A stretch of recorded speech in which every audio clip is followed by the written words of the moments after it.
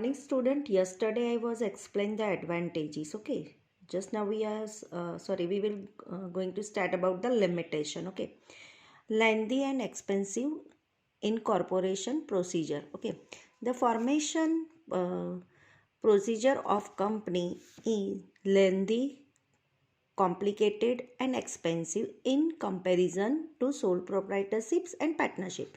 Company has to submit the documents like memorandum articles before the register of companies to obtain the certificate of incorporation. For this, expert services are obtained in addition to the registration fees to the register. Experts are to be paid high fees for their services. Okay, तो हमने पहले company जब शुरू करनी हो तो उसकी procedure बहुत लेंथी आती है ना, राइट। सोल प्रोप्राइटर की तरह, पार्टनरशिप की तरह गवर्नमेंट में रजिस्टर करवाने शुरू करना ऐसा नहीं होता है। कंपनी के लिए गवर्नमेंट का एक्ट बना हुआ होता है, कानून बना हुआ होता है। उसकी सभी बातें मंजूर नहीं की जाए तब तक कंपनी शुरू नहीं होती। इसके लिए बहुत लंबी प्रोसीजर होती है और एक्सपेंसिव भी होती है। ऐसी प्रोसीजर होती है कोई नॉर्मल पर्सन नहीं कर सकता, कोई एक्सपर्ट पर्सन को बुलाया जाता है जिसमें कोई नॉलेज हो, वो आके कोई प्रोसीजर कंप्लीट करता है। अदरवाइज कोई एक्सपर्ट पर्सन आएगा, उसको बाहर क्या होता है, उसको फीस भी पे करनी पड़ती है, उसको गवर्नमेंट की फीस पे करनी होती है। कंपनी शुरू करने के लिए पहले गवर्नमेंट को भी फीस भरनी पड़ती है। इसीलिए ये कंपनी की प्रोसीजर थोड़ी सी एक्सपेंसिव होती है और थोड़ी लेंदी होती है। दूसरा है लीगल रजिस्ट्रेशन। ओके, तो लीगल रजिस्ट्रेशन में क्या होता है? A company comes into existence by law. Company has to observe legal provisions during its life time. The statements, reports, accounts are to be submitted to register of companies regularly at certain time. Some provisions of SEBI मतलब Securities of Exchange Board of India are to be fulfilled. Okay, company के लिए government का special law बना हुआ है। अगर law कानून बना हुआ है तो इसका मतलब है उसका रिस्ट्रिक्शन भी बहुत ज़्यादा है। सो लीगल रिस्ट्रिक्शन यहाँ पे दी गई है ना। यहाँ पे जैसे कंपनी में कोई लॉ नहीं बने हुए तो वो अपना बिजनेस अपनी मन चाहे मर्जी से कर सकते हो, पर कंपनी में ऐसा नहीं होता है। कंपनी गवर्नमेंट की सभी बातें कंपलसरी माननी पड़ती है, और अगर उसकी बातें आप नहीं मानते हो तो वो गवर्नमेंट आपकी कंपनी बंद भी करवा सकती है, राइट। इसीलिए आपको वो ध्यान में रखना है कि लीगल रिस्ट्रिक्शन यहाँ पे होता है। रजिस्ट्रेशन ने अगर बाय मिस्टेक मैंने रजिस्ट्रेशन बोल दिया है तो फर्स्ट ऑफ ऑल रिस्ट्रिक्शन है। Okay, so please legal restriction company में बहुत ज़्यादा होती है। इंक्रीजिंग एडमिनिस्ट्रेटिव एक्सपेंसेस मतलब इंक्रीजेस एडमिनिस्ट्रेशन कैसा होता है, कैसा कंपनी करती है, तो administrative expenses increase due to high fees to expert, active salary of the specialised officers, expenses on research. मतलब जब भी कोई खर्चा ज़्यादा होता है कंपनी में, तो क्यों खर्चा होता है, तो इसमें जब भी मैनेजमेंट कुछ करना हो तो उसके लिए स्पेशल बोर्ड ऑफ डायरेक्टर्स को बुलाना पड़ता है और एक्सपर्ट लोगों को मंगवाना पड़ता है, और उसके लिए जो भी एडमिनिस्ट्रेटिव के एक्सपेंसेस बढ़ जाते हैं, इंक्रीजिंग होता है, बहुत ज़रूरी एक्सपेंसिव होता है, और वो भी ज़रूरी भी होता है। कंपनी का प्रॉफिट का हिस्सा जो भी होता है एडमिनिस्ट्रेटिव वर्क में ही होता है, मैनेजमेंट के वर्क में काम के संभालने में ही चला जाता है ना, राइट। उसके बाद आता है ऑटोक्रेटिक मैनेजमेंट। ओके, तो ऑटोक्रेटिक मैनेजमेंट में क्या आता है? Do many rights are entrusted to the members by law. They enjoy normal power due to voting right per share. Some persons gets control through groupism and impose their desires. They use company's money, assets and secret information for their personal interest and selfishness. Okay, तो यहाँ पे autocratic management में हमने पहले देखा था characteristic में, advantages में, कंपनी का मतलब जो भी होता है ये डेमोक्रेटिक होता है। ऑटोक्रेटिक क्यों? कंपनी में कभी मैनेजमेंट कैसा होता है, कोई भी तरह का डिसीजन लेना हो तो वो डिसीजन लेने के लिए वोटिंग की जाती है ना कंपनी में, पर वोटिंग के राइट्स जो होते हैं वोट डिपेंड होते हैं शेयर पे, शेयर होल्डर्स पे। जिसके पास ज़्यादा शेयर होते हैं वो वोटिंग के ज़्यादा राइट्स होते हैं, ज़्यादा वोट दे सकते हैं। जिनके पास कम शेयर है तो वो कम वोट दे सकते हैं, है ना। तो राइट, यहाँ पे किसी के पास ज़्यादा शेयर है तो ऑटोमेटिकली उसको वोटिंग भी देगा, ज़्यादा वोट देके अब पूरा डिसीजन अपने हिसाब से करवा सकता है। मतलब ये ऑटोक्रेटिक मैनेजमेंट हो गया है। ज़्यादा शेयर होते, ज़्यादा पैसे होंगे, चल उसकी ही चलेगी। अंडरस्टैंड? तो वो मतलब डेमोक्रेटिक मैनेजमेंट नहीं हुआ, तो वो क्या हुआ, ऑटोक्रेटिक मैनेजमेंट हुआ। यहाँ पे किसी एक ही पर्सन की चलती है, राइट। तो इसीलिए यहाँ पे ऑटोक्रेटिक मैनेजमेंट की भी एक लिमिटेशन आ जाती है। कंपनी में ये हो जाता है, कंपनी के वोटिंग को ध्यान नहीं दिया जाता है। फिर इसके बाद आता है डिफ़िकल्टी इन मेंटेनिंग सीक्रेसी, है ना, सीक्रेसी। तो यहाँ पे बोर्ड ऑफ डायरेक्टर्स अलग होते हैं, सब डिफरेंट डिफरेंट होते हैं। जैसे company has to get audited compulsory its final accounts and to furnish to the members and registration of companies other certain informations like redemptions of debentures, bonus, shares also to be published as per law.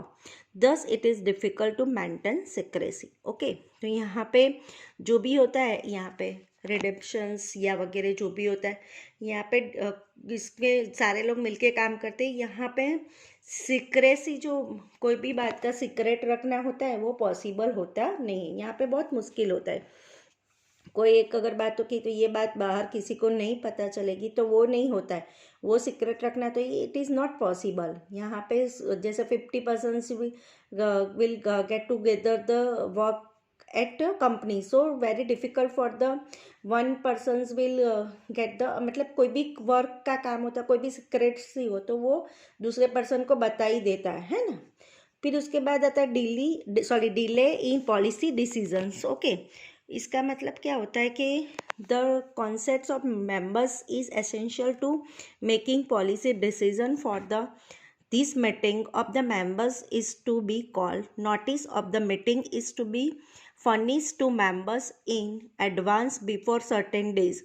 Resolution is to be passed in meeting. For all this time is wasted and decision are delay. मतलब कभी कभी क्या हो जाता है, कोई भी decision लेना होता है, कोई भी रूल नया बना, कोई नया डिसीजन लेता है, वहाँ पे बहुत लेट होता है। क्योंकि जब भी कोई डिसीजन लेना होता है सबके मेंबर्स को मीटिंग बुलानी पड़ती है, board of director, manager, owner, मतलब उनको पहले इन्फॉर्मेशन देनी पड़ती है कि मीटिंग रखनी पड़ती है। उसके बाद डिसीजन लेना होता है, वोटिंग करवाते हैं, फिर किसको क्या काम है, कैसे करना है, उसको वोटिंग करवानी है। कोई नहीं मानता है, कोई नहीं मानता है, डिबेट भी होती है किस हिसाब से, इस हिसाब से करो। तो सबकी मतलब ज़्यादा मेंबर से उससे ज़्यादा बातें भी होगी, है ना।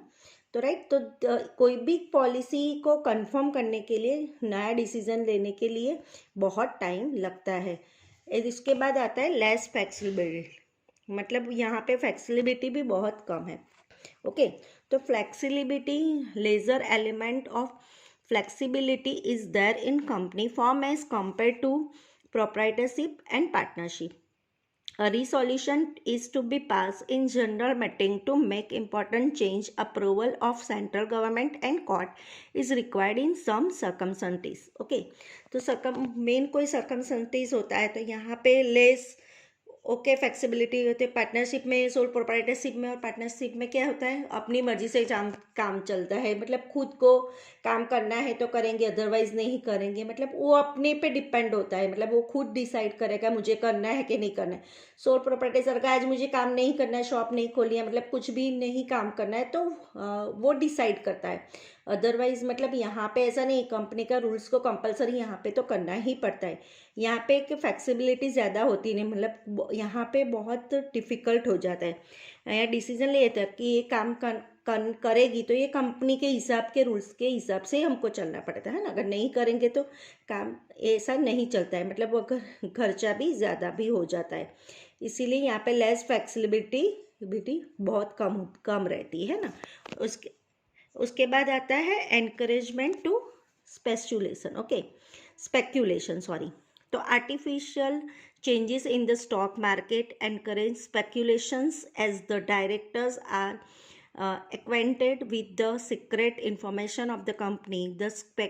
Speculations in the share affects the economic interest of small investors. Okay, तो यहाँ पे जो चीज़ें आती है, एनकरेजमेंट का क्या होता है, स्पेकुलेशन का मतलब होता है कोई भी इनमें जो जनरली जो भी मतलब स्पेकुलेशन मीन्स होता है कि जो आपकी कोई भी सीक्रेट बात हो वो इजीली बाहर के मार्केट में पता चल जाती है और उनकी वजह से अपनी उसकी कंपनी के मतलब कंपनी में बहुत नेगेटिव इफेक्ट आ जाता है। आपकी कंपनी के शेयर मार्केट में होते हैं, अगर कोई सीक्रेट बात बाहर निकल जाती है तो शेयर होल्डर में लिंक हो जाती है, मतलब कोई बाहर डिटेल्स निकल जाती है कि ये मतलब कोई कंपनी के मालिक ने गलत काम किया, ऐसी कोई भी चीज़ बाहर आउट ऑफ निकल जाती है, बैंक में से पैसे लेके गायब हो गए, ऐसी कोई अफवाह भी बाहर मतलब कोई बाहर निकल जाती है तो अपनी कंपनी की रेपुटेशन खराब हो जाती है, उसके शेयर की डिमांड भी डाउन हो जाती है, मतलब कंपनी की प्रेस्टीज भी डाउन हो जाती है। तो ये सारी एक कोई गलत अफवाह भी बाहर निकलती है तो कंपनी डूब सकती है, मतलब लॉसेस में भी जा सकती है। इसीलिए यहाँ पे जो भी स्पेकुलेशन बहुत ज़्यादा होता है। अगर जितने भी लोग शेयर होल्डर होते हैं, शेयर खरीदते हैं, कोई पर्सन वो सभी साथ एक साथ खरीद लेता है तो कंपनी के जो भी डिसीजन होते हैं बहुत बड़ा चेंजेस भी कर सकता है, मतलब कोई भी चेंजेस कर सकता है। उसके बाद लास्ट में है डिसएडवांटेजेस ऑफ द सोसाइटी। तो society has a become to the victim to strike of employ lockout to employees etc. Monopolitics will enter as more importance is given capital the man, hence the unequal distribution of income and wealth arise in society. Okay, तो यहाँ पे क्या होता है कि जो disadvantage क्या society में मतलब सोसाइटी को बहुत सारा नुकसान हो जाता है, क्योंकि कंपनी में बहुत सारे ऐसे रीज़न है कि जिसकी वजह से कि पूरी सोसाइटी को नुकसान पहुँचता है। कंपनी में जैसे देखो बाय चांस स्ट्राइक हो जाती है ना, तो उस टाइम पे एम्प्लॉयज़ होते हैं जो काम करते हैं उसको कुछ टाइम के लिए बेरोजगार होता है, उनको सैलरी नहीं मिलती है, तो वो सारी बातें यहाँ पे बहुत इफ़ेक्ट करती है। तो मतलब जो रीच पर्सन के लिए मतलब चीज़ें बनाने के लिए बनाती है, तो कंपनी को ऐसा होता है कि सोसाइटी में बहुत रीच बनाने की कोशिश जाती है, जो पुअर होता है वो पुअर होता जाता है। ये सब कंपनी की लिमिटेशन जो होती है उनके कंपनी की सोसाइटी में इम्प्रूव हो जाता है। फिर उसके बाद आता है टाइप्स ऑफ कंपनी। तो यहाँ पे लिमिटेशन फिनिश होती है। तो यहाँ पे नेक्स्ट वीडियो में हम पढ़ेंगे types of company. Okay students, thank you.